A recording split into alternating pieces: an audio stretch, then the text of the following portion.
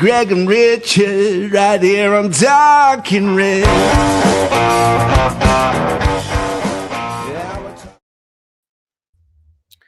Hello and welcome to Talking Reds, a Nottingham Forest podcast hosted by myself, Greg Oram, along with my co-host, Richard Spray, and with us on the panel we have the statman, Dan Scape. Okay, so for 2 full days, social media was awash with pictures of thousands of Nottingham Forest fans en route to Seville, congregating in their hundreds in the watering holes of this beautiful Spanish city, dancing, laughing, singing, and getting ready for the club's biggest night in 30 years. The party was in full swing, and some might be forgiven for forgetting that the small matter of the actual 90 minutes of football still needed to be navigated through by both players and fans alike. Would the wave of adrenaline spill onto the pitch and see the men in red perform to the best of their ability? Or might the occasion be just a bit too much for this fledgling Postecoglou team?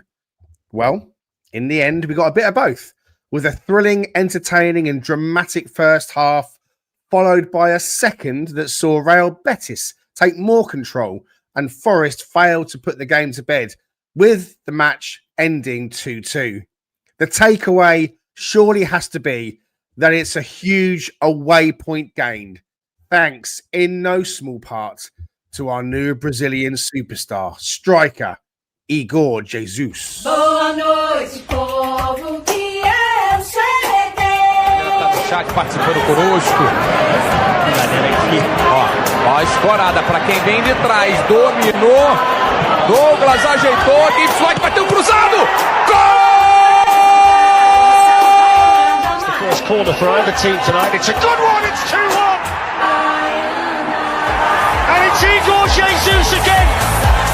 What a way to make your debut in European football. The new signing, the Brazilian striker, has sent the Forest fans into raptures in Seville. Look at them.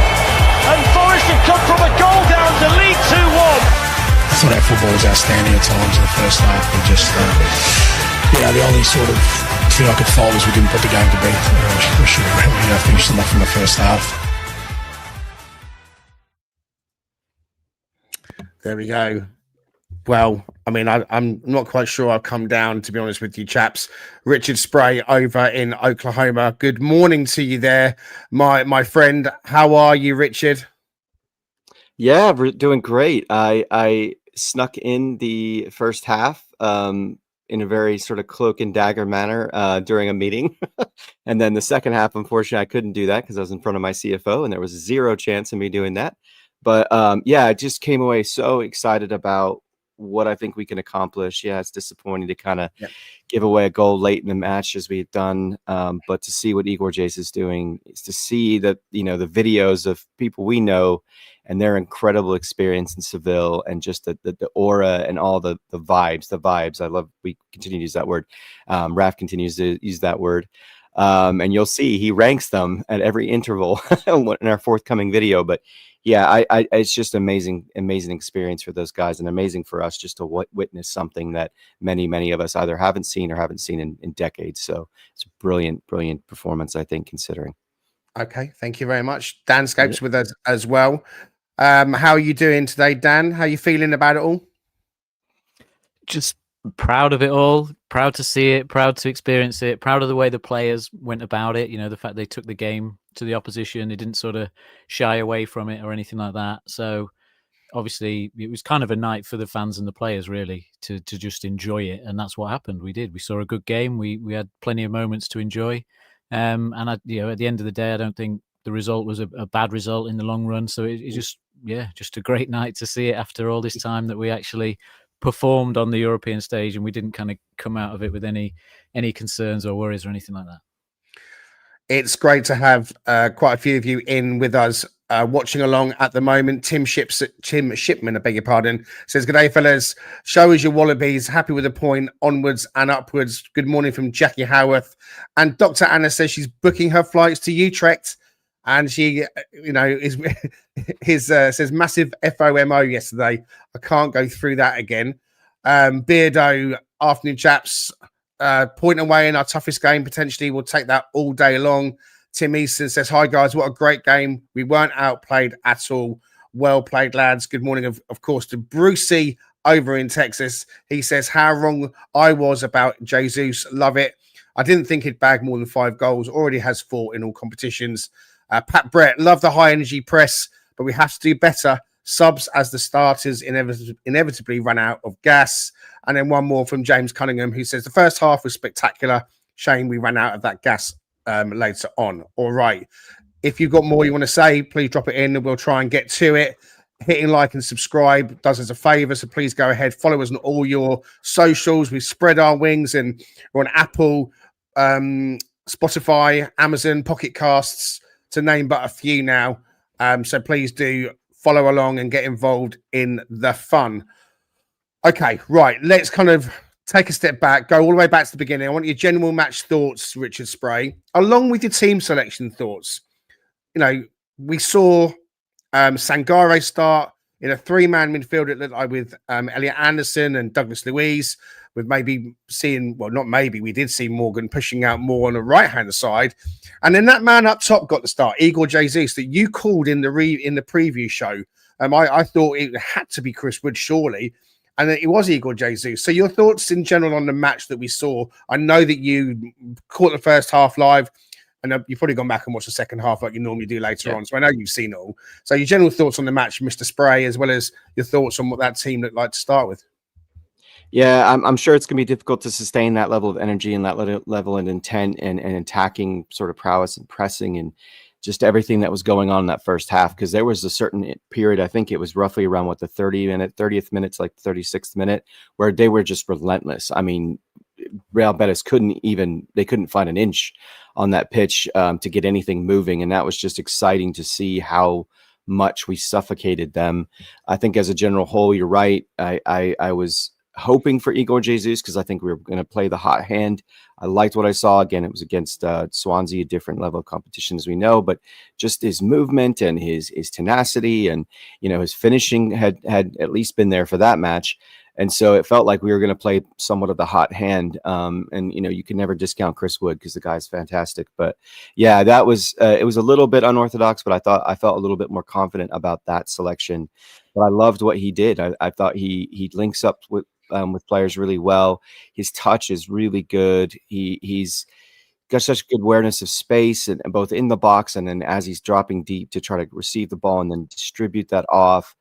He's quick. I mean, there's just a lot to like about him and a lot to be excited about. I think you can't get too overjoyed because you wish you came away with a victory, but at the same time, it was a great point earned. And as Dan pointed out, and I think that was a great way to frame it, it's just the way that we took it to them. We didn't capitulate. We didn't sit back. We didn't do anything that showed sort of naivete or lack of commitment to winning that match from the moment the ball was kicked. And that was very exciting to see that energy. And it sort of felt like Ange ball was actually starting to function well. And there was some cohesion that was being developed. Yeah, he had the errant pass. Yes, he had the occasional dispossession that you probably didn't want to see from, say, an Elliot Anderson. But the setup in and of itself was a bit unorthodox, I think. I wasn't anticipating Morgan out on the right because we long said that was not his natural position when Cooper was doing it. But as Dan also pointed out, it's giving Dan more credit here for what he said in our chat, which was it kind of looked a little bit like Cooper ball at first.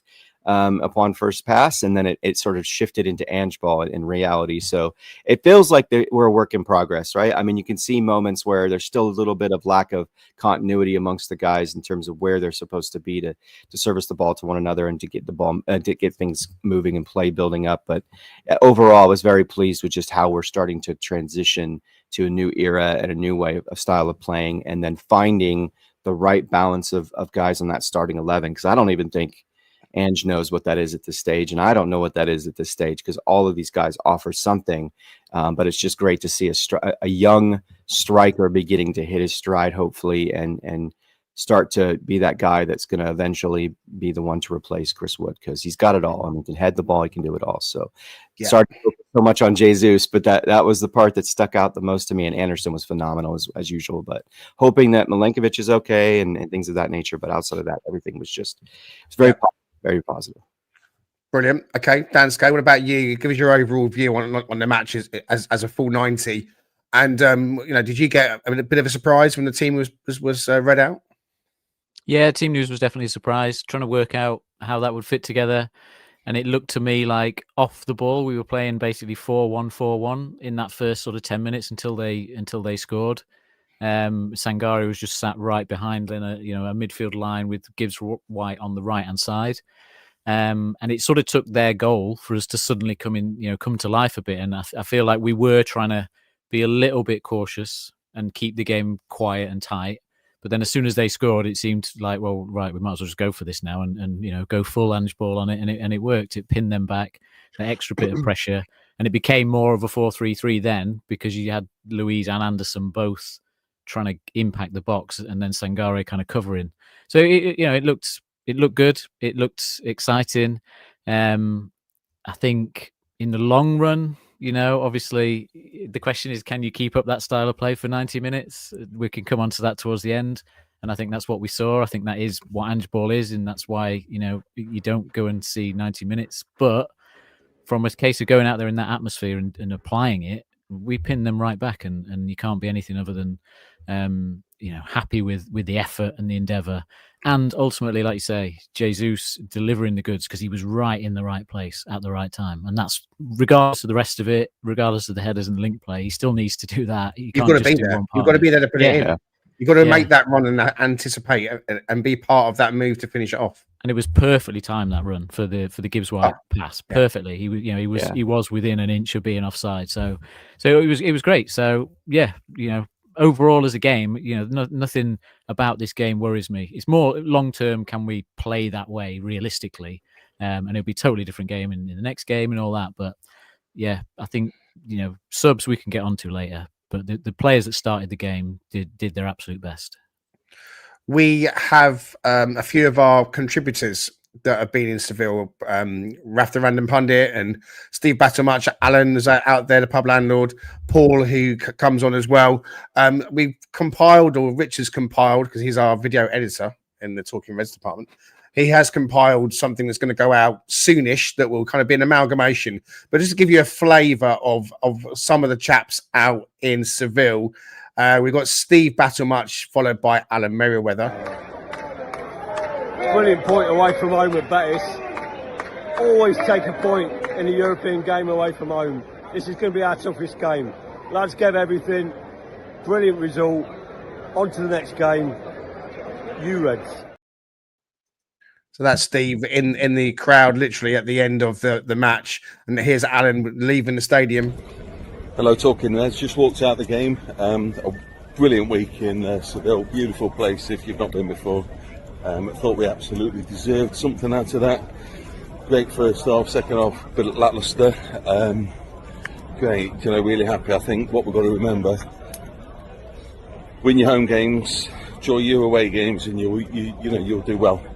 Really proud, fantastic, superb atmosphere, and I will say this: it was superb atmosphere from both clubs.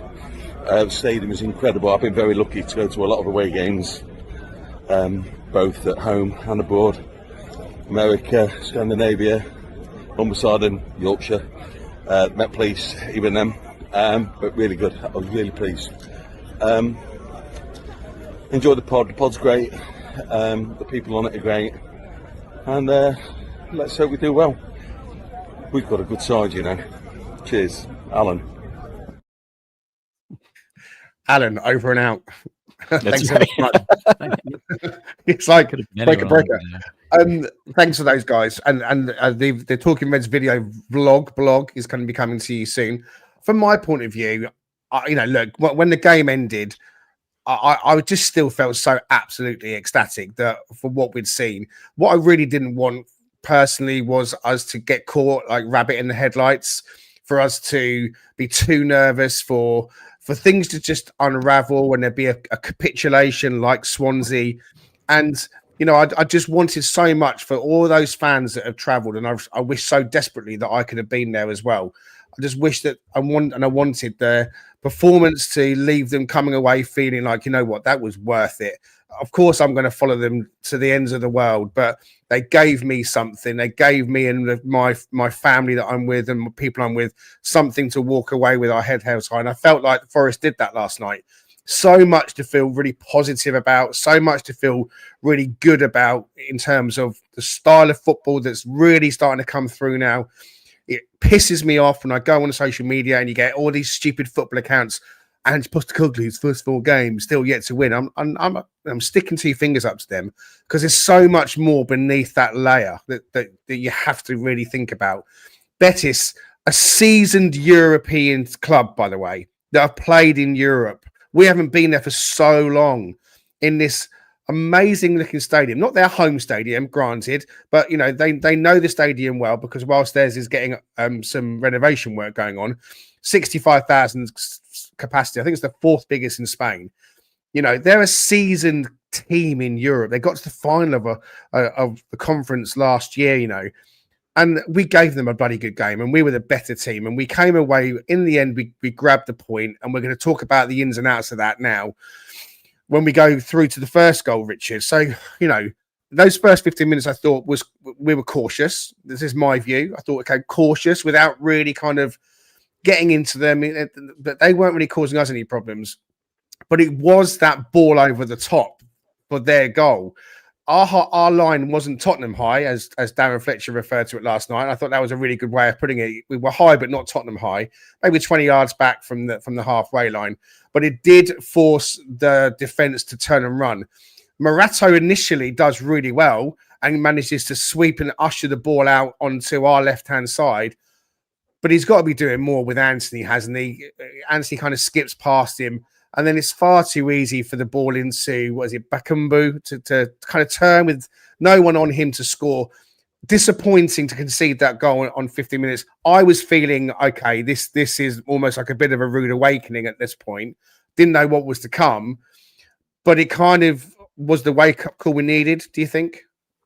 It definitely was. I mean, you could see the shift in terms of mindset and the way that they were going to approach the game once that I don't think it's like they suddenly, it dawned on them. These guys aren't better than us, and we should be playing at a different level.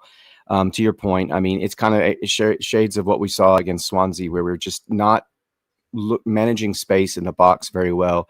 Having a guy with a different kind of agility, a different kind of quickness, especially short area quickness like a Murillo, makes situations like that, I think, less. It mitigates the potential of those moments, because I think he has better. He seems to have better awareness. And Sangare you kind of had them sort of bracketed, right? You had Sangare behind Bakumbo, and you had him drift into space between 2 of our players, and I think including Zinchenko. Anthony's going to be a problem for anybody, even an agile, defender.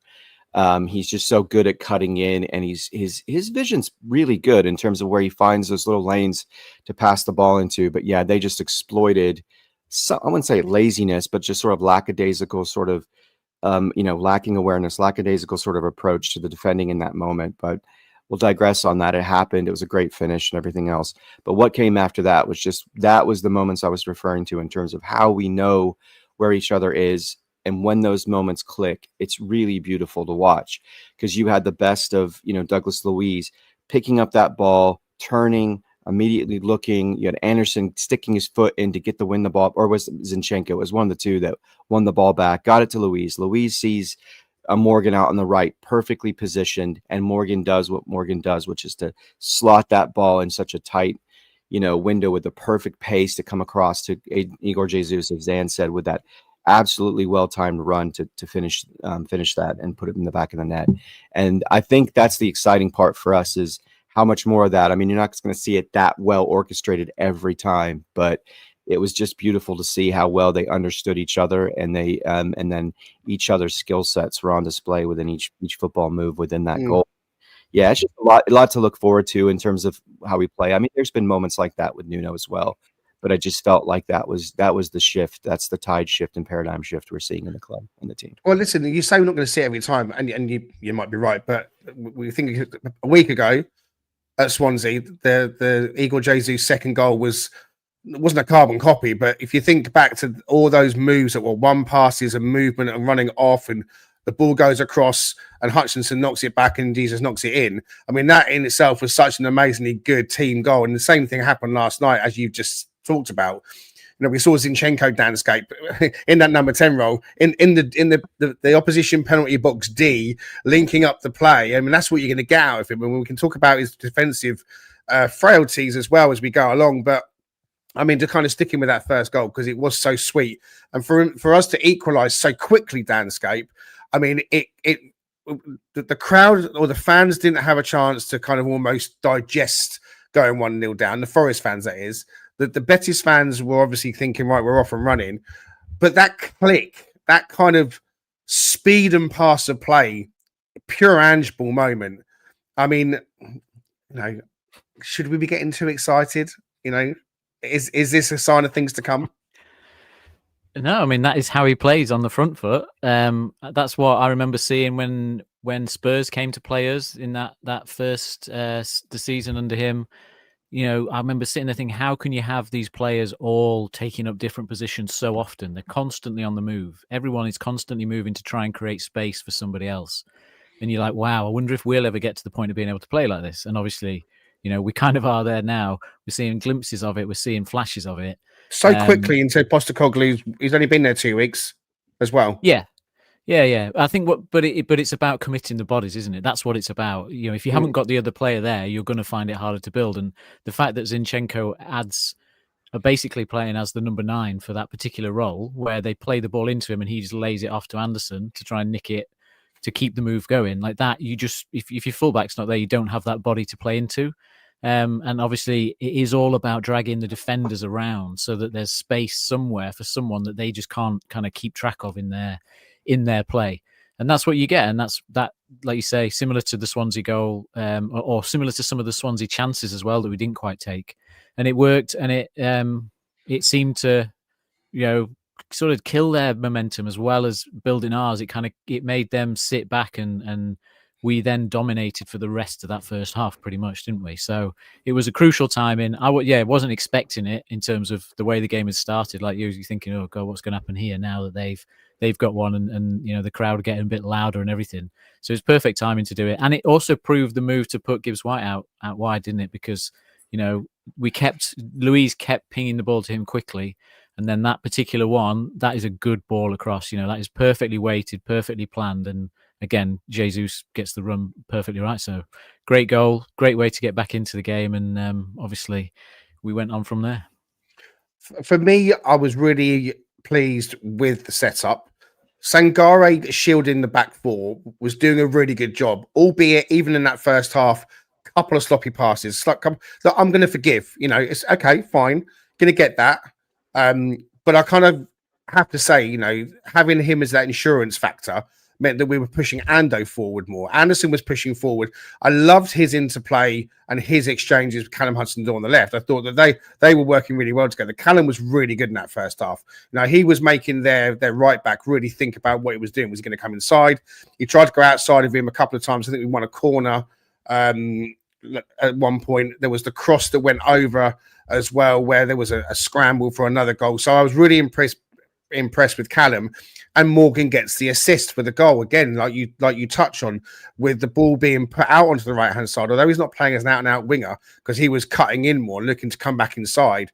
We saw Nico overloading as well. It was just such a good football to see.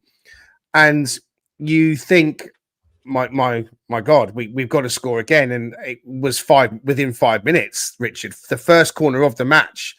And this is what you get as well when you bring in players like Douglas Luiz and Alexander Zinchenko. They're dead ball specialists. We know about Dougie Luiz from when he was at Villa. No, he can play a ball really well in the same kind of vein as James Ward-Prowse. We never really saw any of that when James was with us. But Douglas Luiz puts it on an absolute sixpence. And the movement from Igor Jesus, Richie, was so good, wasn't it, to score that header? Yeah, there's something really. I know Dan talks about the techniques of strikers and just the way the mind works of a striker, right? Especially one that's experienced or one that's just got a high football IQ. And we know Chris Wood is way up there in terms of football IQ, and it's a way that he finds that exact moment to find the right positioning within the box to win those kinds of battles. And again, I don't want to get too heavy-handed with my my praise here, but his heading capability, I mean, it's starting to. I mean, you saw it against Burnley as well. He had that beautiful header that, I mean, Dubravka made a nice save, and that, but the pace of it and the weight of it and just the trajectory of everything, the spin on the ball off his head. I mean, he's just. He's 24 years old. So what's exciting is that if he's can generate that level of body positioning and that level of capability in the air as well as on the ground, he's going to put a lot of stress on Wood to lose out on some starts, I think. And maybe I'm being a little bit hyperbolic here, but the dimension of his game to me is what's exciting. I mean, there's not a ton of weaknesses, at least that's evident in the 2 matches that he started, but we'll see. I mean, it's something that I didn't anticipate from him, but you saw a little bit flashes of it in the Club World Cup. But his ability to kind of dominate in the air, to me, is going to make him difficult to keep off the pitch. Because I think he does a few things better than Wood, just simply based off of his age and just having a different level of athleticism. Because he's 24, obviously, like almost 10 years younger. So at this stage in his career, he offers something a little bit different there. But yeah, it was tremendous. And I mean, it was a perfectly timed header, perfectly executed header that put us up. And, you thought at that stage, man, there's going to be more that's coming too, because then what followed was just domination, as Dan pointed out. And so it was unfortunate that didn't happen. It was a lot of chances again that just didn't manifest themselves and come to fruition. But, it was great to see Igor really, I mean, two braces in 2 matches. I mean, that's a hell of a start.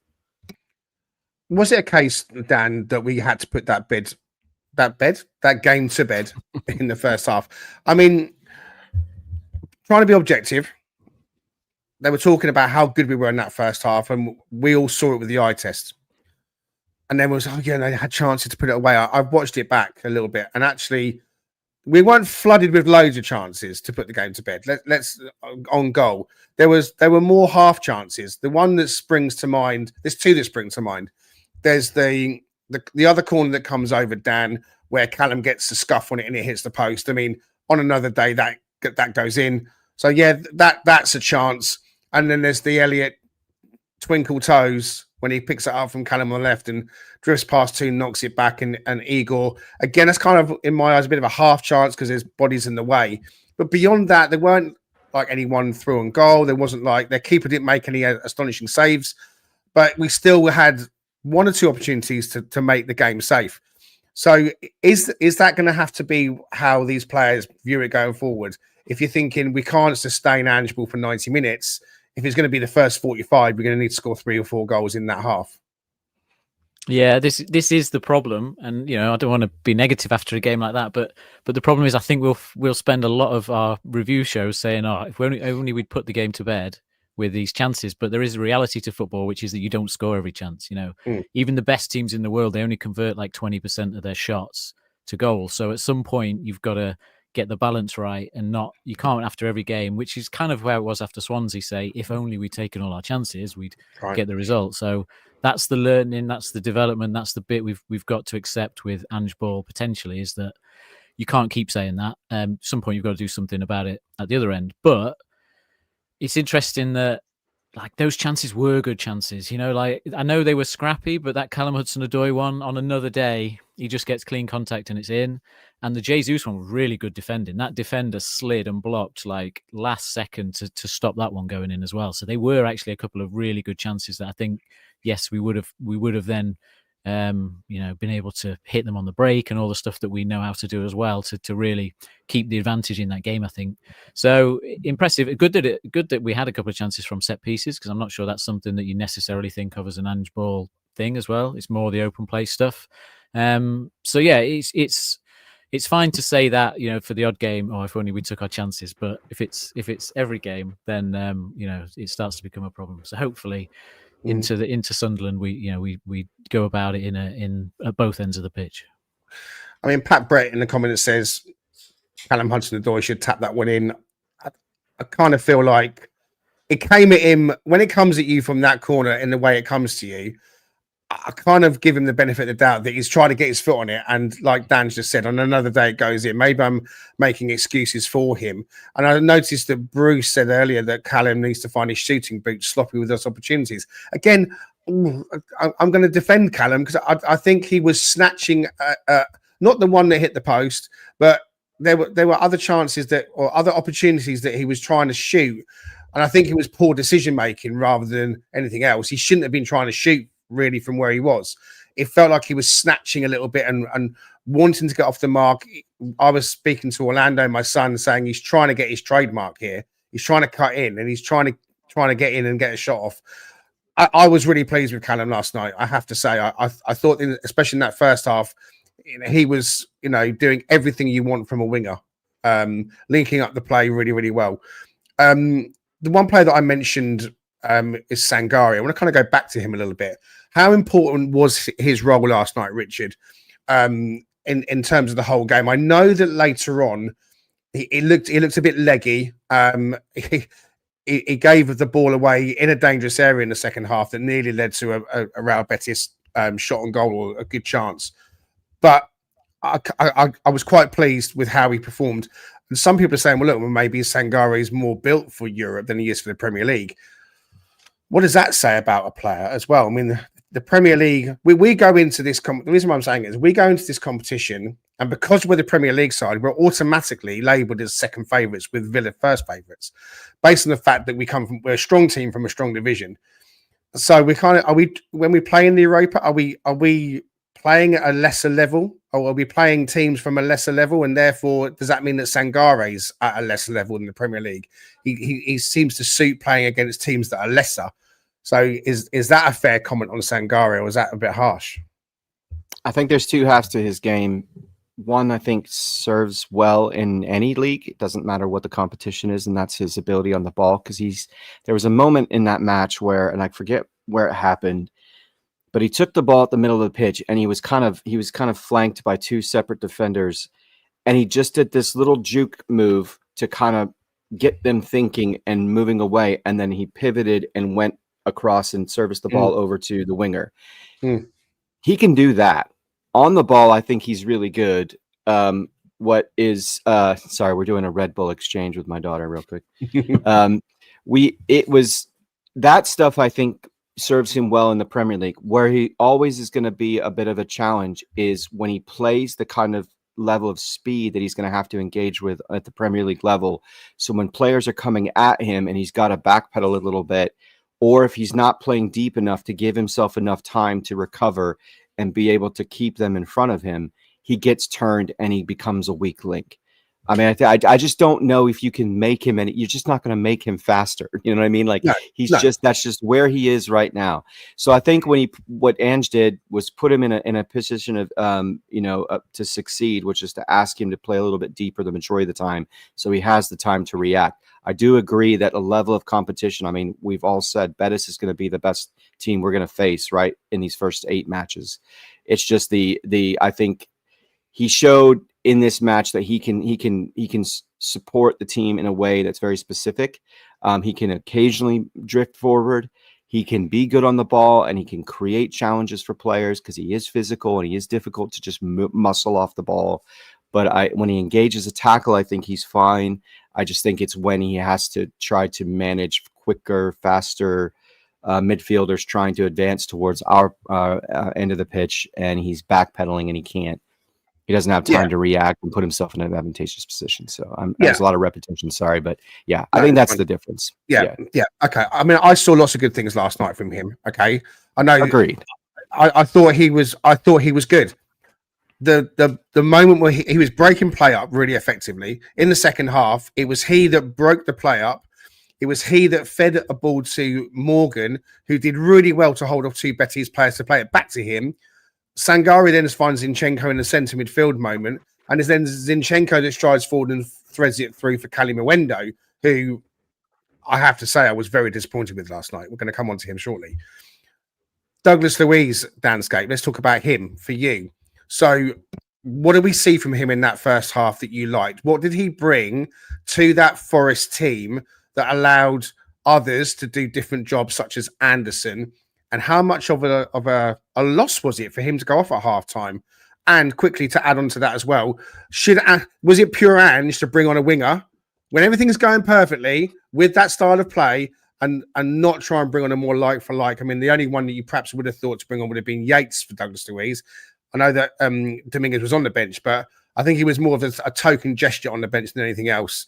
So, yeah, there's a lot of questions in there, but how effective was Luiz and how good was he at releasing others? Well, I think Dominguez coming back is huge, obviously, yeah, like you say. So just to touch on that one, because he will bring that energy that we need to swap those two. I think what Luiz brings is the flexibility because he can operate alongside Sangare in that deep role.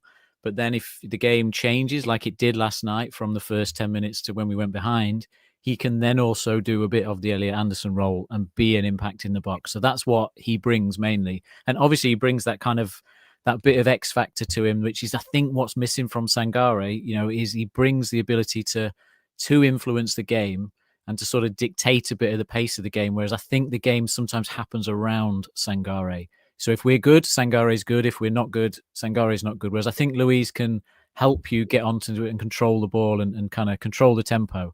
But what I think we saw with the sub at half time is that he's not there with his fitness, I don't think yet, and whether that's a long standing thing.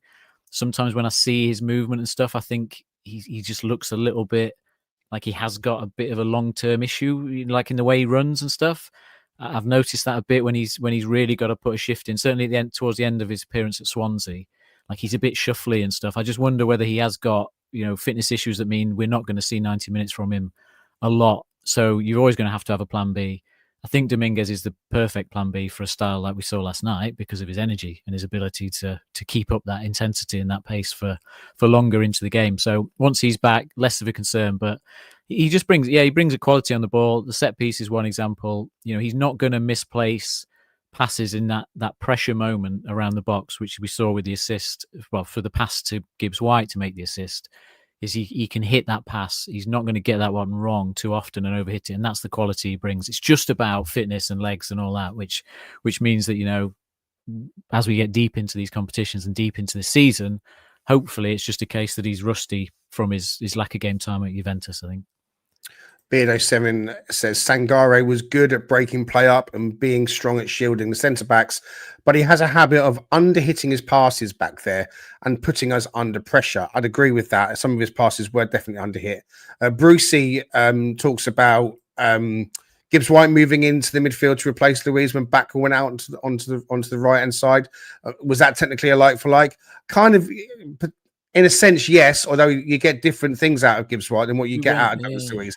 I think when he went into the middle, he played further up. He kind of slotted back more into his 10 role than what Douglas Luiz would do. We were 4-4-2 at times, that second half, with Gibbs White playing alongside Kelly Winder almost. Yeah, it wasn't quite the same. So the second half comes and we make that change. I mean, we're all buoyant at half time and everyone's feeling really good. I was a bit surprised, to say the least, that we were dominating a team like Betis on their home pitch, to all intents and purposes. And as much as I've talked about it with you guys, you want that third goal. And I still felt in the second half it was coming. We did have those opportunities, even though Betis started the second half better than us.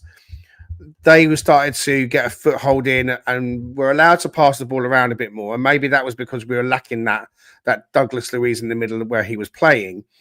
But there were those chances. And that one I just touched on, Richard, where Sangare finds Zinchenko, who throws it through to Cali Mwendo. Now, Cali Mwendo comes on for Igor Jesus. Again, part of me was a little bit of an eyebrow raising, thinking again, Chris Wood not being brought on, which tells me that maybe, and again, I'm guessing everyone, so don't jump on me. I'm guessing, does he see Chris Wood as his premier striker? And does he see the other guys more favoured towards European style of football? I don't know. Maybe he's saving Chris Wood for Saturday. But it is Cali Mwendo. Now, I know that you like this guy, Richard, and I like this guy as well. And I'm not saying anything other than I was just disappointed last night. But when that ball gets threaded through from Zinchenko, it looks like the easiest thing in the world to take that in his stride with the correct touch and fire a shot into the bottom corner. What went wrong?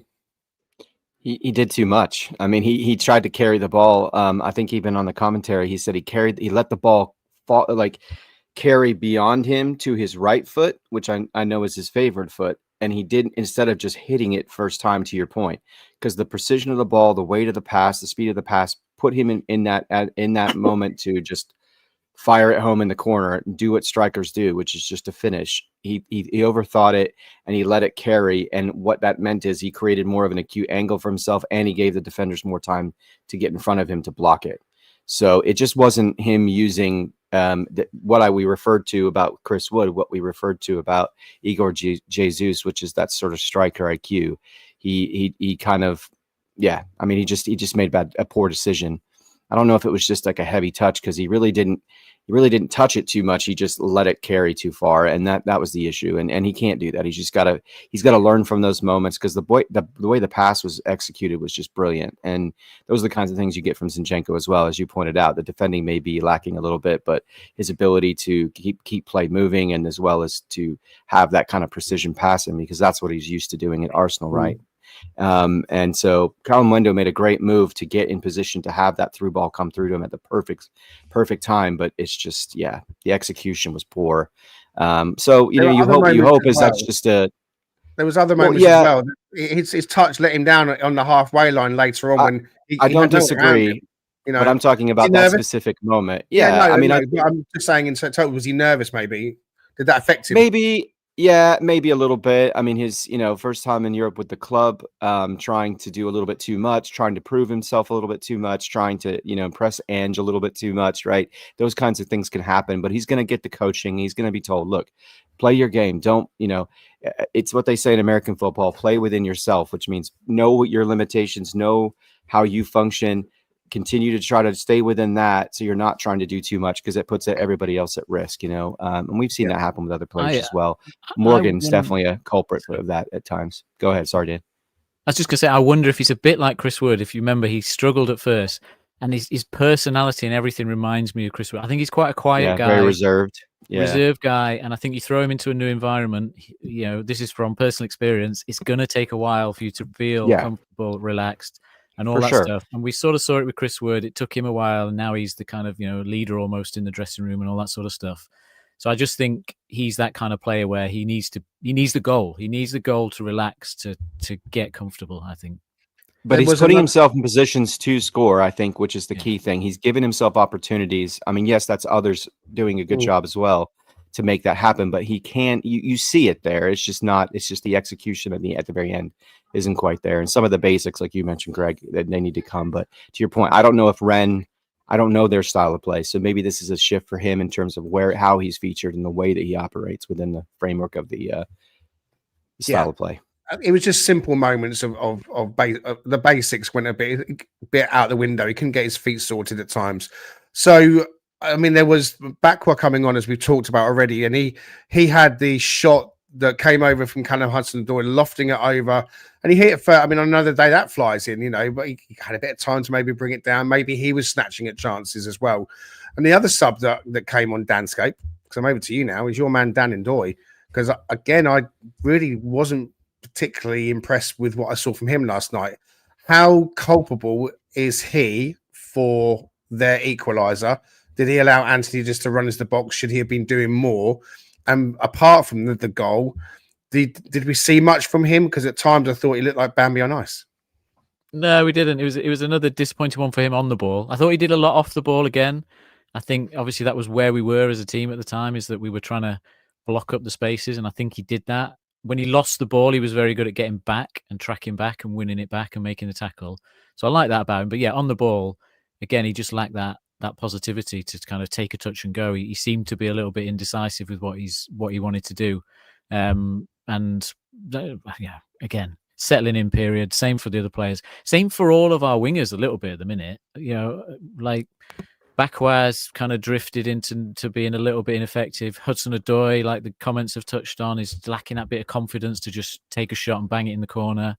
And Ndoye's in that position as well, where he just doesn't seem as confident as he was in those first couple of games.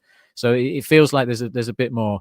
I don't blame him for the goal. I feel like if he tracks that back and he makes a block, it's a highlight of the night, because you're like, wow, our wingers tracked all the way back to do that. I mean, look, maybe I'm being biased, but I feel like 90 times out of 100, if I watch that same situation for any team, the winger's not the guy following Anthony back. He hands it over to the fullback, and it's on the fullback to know where the winger Zinchenko is. didn't engage. I mean, Zinchenko was, I think, a little bit at fault there too. Well, he's getting flack as well. And I've watched it back. I'm like, what should Zinchenko have done, guys, in that moment? Because I'm trying to engage what? Engage who? What, Anthony? Because he was like, I mean, should he have gone to the ball and tried to clear it? Because I'm trying to work out what he should have done. He just turned. He didn't even actually like follow the play. At least that's my impression of it. He's the guy closest to the moment to be able to try to disrupt that. Wouldn't you agree? Because he was the one. The ball came in from our right back side, and it's gone across Zinchenko. And it's either you try and sweep the ball away and flail and miss it, or what? I don't know really. I guess I mean, he's a left-footed player, so yeah, it's going to be difficult for him as trying to defend a left-footed player in that angle. So maybe you're right. It just looked like he kind of just pivoted and just It's not really on Zinchenko either for me. It stopped the cross. Okay. Milenkovic was too far off that defender, the attacker at the time. Normally, what you see in that situation is the attacker tries to go to the byline and cross, and the defender's foot is so close that the ball bounces out for a corner, right? The ball cannot get past that first defender because they're just so close. And if that happens, obviously, you don't go anywhere further because the defender doesn't have to then worry what's behind him. But Zinchenko's, at that point, if an attacker's at the byline and they cross the ball back, the defenders are at a massive disadvantage because everything's in front of the attacker. They can see what's happening, where to go, where the ball's going to go. The defender's thinking, oh, crap, who was behind me again? And, is the ball this way? Is the ball that way? It's hard to defend with knowing what's behind you. Yeah. I think Ndoye will be worrying about the fullback that's also probably bombing on as well, that he can see the other way. So he's handing over the winger to Zinchenko to deal with. But you've got to stop that cross. And I think we saw against Swansea, Bolly was accused of not getting close enough to the player when he made the flick and all that. It's the same for Milenkovic. He was just a step off it, and that's how good players are at this level. You give them that meter of space to get across in, and you're at a disadvantage. It is about stopping the cross. I agree with that completely. Zinchenko potentially could have whacked it into his own goal if he's trying to get something on it. It's all about the shoulda, coulda, wouldas, and if buts and maybes of what if you'd seen him running and if you'd known he was coming and all that kind of stuff. We conceded, and actually, when the goal came with 5 minutes to go, was it as much of a surprise as that? Because they were putting us under pressure, and it felt like that our subs didn't make any difference. In fact, they made us worse. Their subs, with Pablo Fornals in particular, Richard, coming on, made the difference for Betis. He had a shot that went close before they scored. Was it always coming? Yeah, it felt that way, especially towards the latter end. Yeah, we looked a little bit, I don't know, say dazed and confused, but just sort of didn't have the same pace. Like Dan said, it just felt like we ran out of gas. I think many people in the comments have referenced that as well. It just seemed like Ange Ball. This is where Ange Ball becomes a detriment to you because it does stress your match fitness. Especially when you keep the starters on that long. So yeah, it was an unfortunate, way that it ended, because anytime we give any team, it seems in the latter part of the game, last 10 to 15 minutes of the match, any crevices to open us up, it just seems to go against us. So, but I think that's the part that we're going to have to learn from. That's the part that even Ange is going to have to try to help us adapt. I mean, yes, it's about player execution in the end. It's not always about what the manager does or does not do to set them up effectively.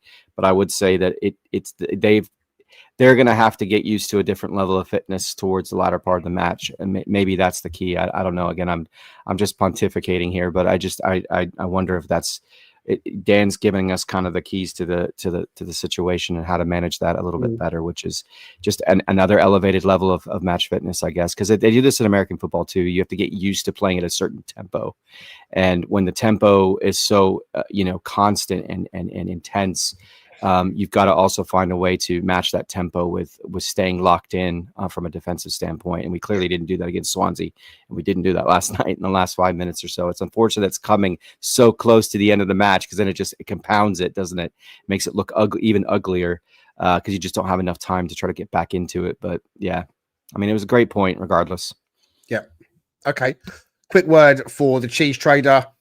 He's our sponsor. Everyone knows about that already. It's 10% off whenever you place an order online or in store. Stu Freestone, Forest fan, go and support a local business. If you're in York, if you're visiting York, it's a great place to visit as well. So, Cheese Trader in York, check him out. Okay. Going to the last few minutes of this episode, guys. Is it, Dan, as Richard says, the most important thing we remember is a good point on the road? I mean, all the backdrop of this game, with first game in Europe in 30 years, as much as you touched on in the previous show, with the amount of experience that our players had from other clubs playing in Europe, which was a really good stat for us to think about. It seems like maybe that experience helped a great deal. Ange Ball still coming together and the style of play he wants. There's always going to be issues with that type of play at certain points in a match late on. Losing Douglas Luiz, not to an injury, I should stress, because, you know, Ange was quick to say he's not injured, he's fine. Precautionary, taking him off. Coming away from that, we've just got to think that this was a bloody good point on the road, don't we? Yeah, absolutely. And a good performance behind it. I think everything about it was promising signs along the way. It's football, you know, you can't stop teams getting every chance and all this, that and the other. So I just think second half, we invited a little bit too much pressure. We dropped a little bit too deep. We were almost like 4-5-1 at times, really, you know. And I just think eventually teams will find a gap. So maybe there's a bit of a lesson to learn there, in that we can still be a bit more front foot and try and deliver a bit more Ange ball, as we'll see. So positive all around, I think. I mean, you know, some of the stats and stuff as well. We'll you got some stats for us. Yeah, you did prepare some stats for us. So we'll go straight into them, Dan. Go on. Okay. So, for example, I mean, Igor Jesus, obviously, he got his 2 goals on a per 90-minute basis because he only played 63 minutes. He has just recorded, you know, the most XG that we've had since 22-23, since we were promoted. So he's above Chris Wood's game at Newcastle, for example, where he got his hat-trick. Chris Wood again against Luton. Like, he's jumped straight up there. That is Ange ball, right? Your strikers are going to get chances to score.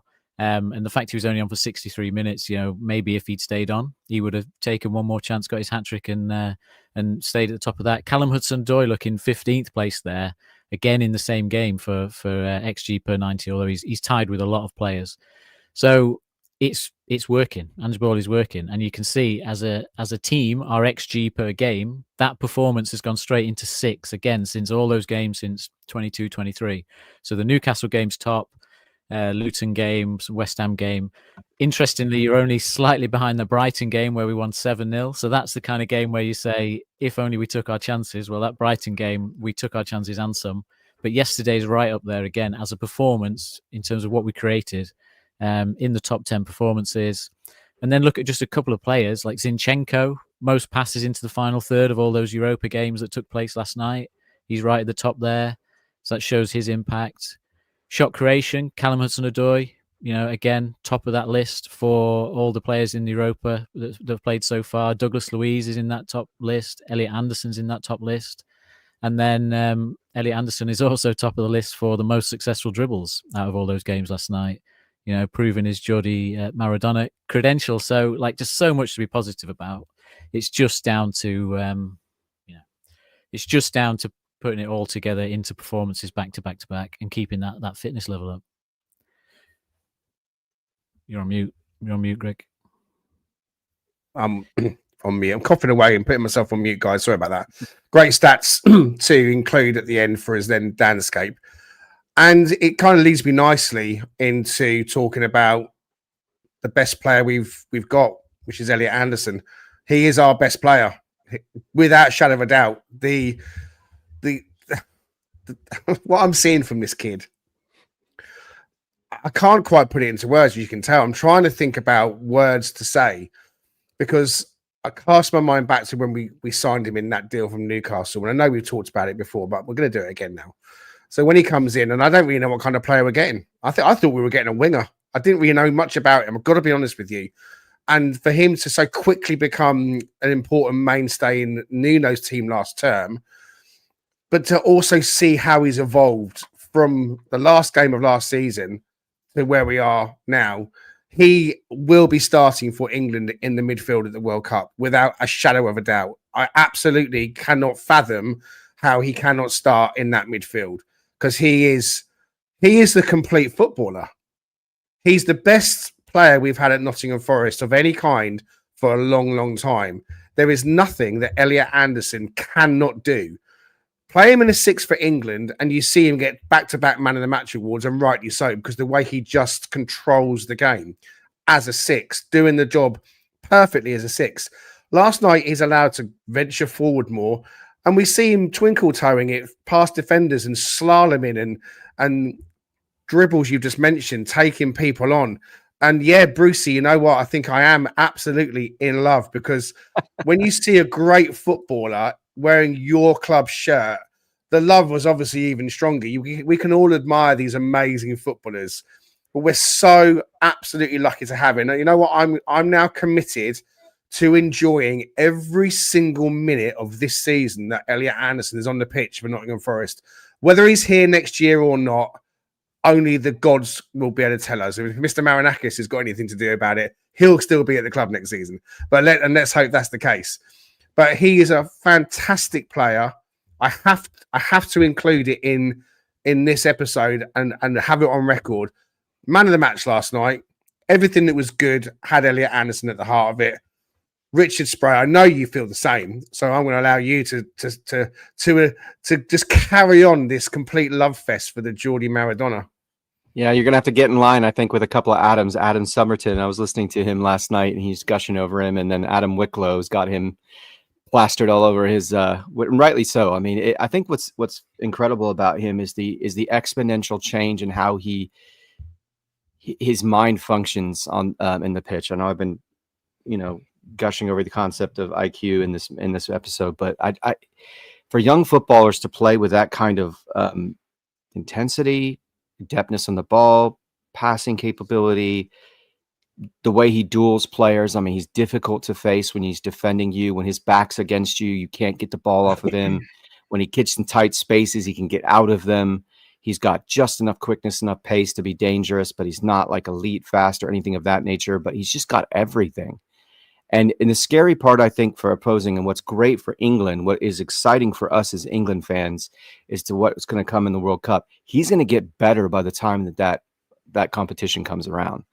And if he starts adding goals to his game, if he can get 5-6 goals in a season, 10 assists, right, or more, what he gives you everywhere else, aside from that goal contribution, is elite. And so it's incredible to see how, I mean, he basically did that in 2 friendlies, right, Greg? I mean, he essentially, or not friendlies, but World Cup qualifying matches, I guess. He's essentially just showed this is going to be my team eventually as well. I'm going to take over as the pivot point and the focal point and the linchpin for how England plays, because he's done that. And I think that's difficult for Morgan Gibbs-White to I wouldn't say deal with, right? He's glad to see him successful because he wants to see the club be successful. But I'm sure it's difficult when you're the focal point and all of a sudden you're not anymore, because this is his team.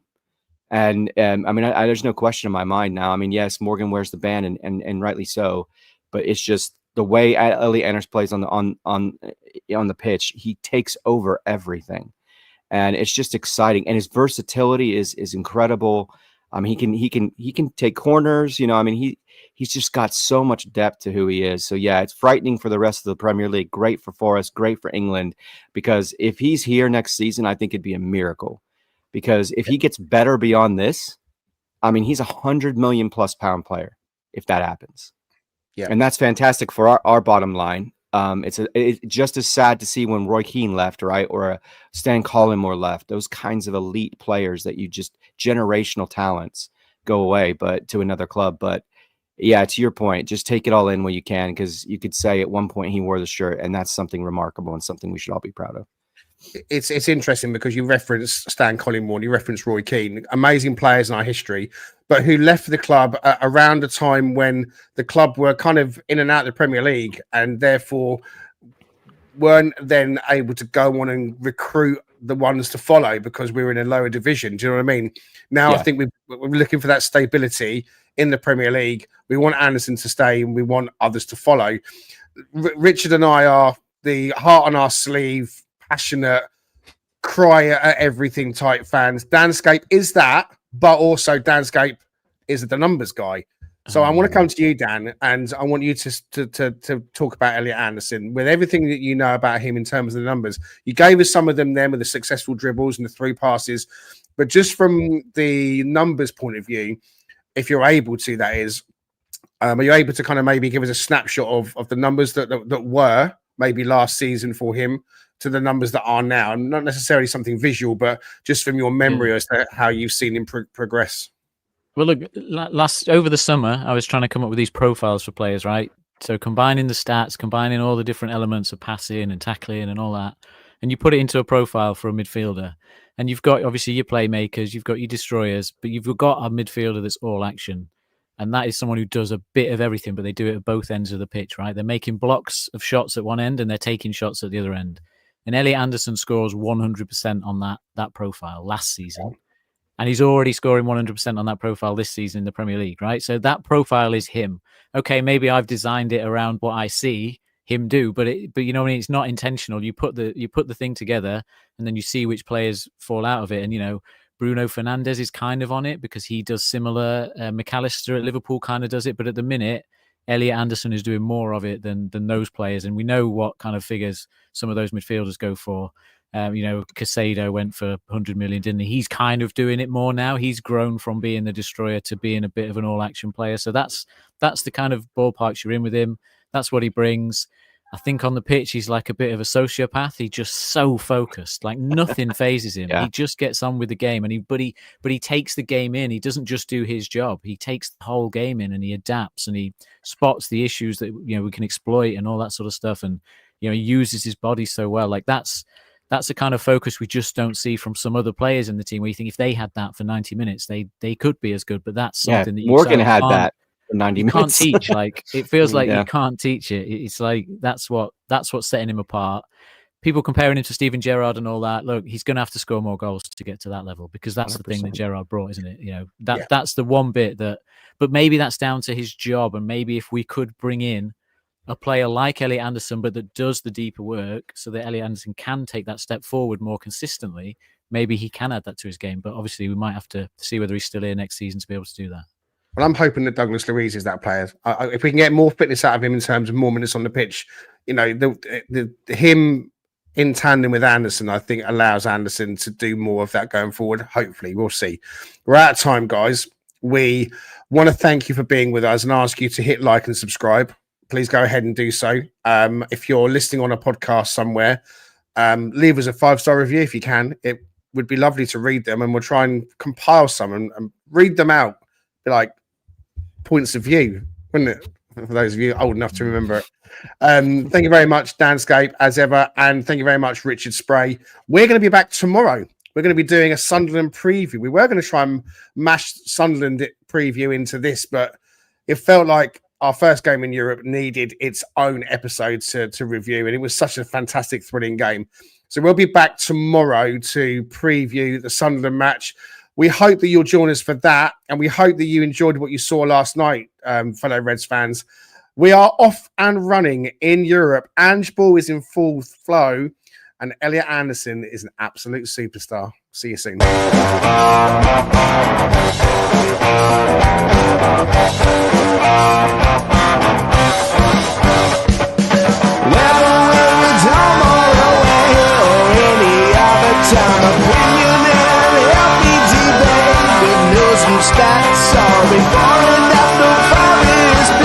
Come join Greg and Richard right here on Talking Red.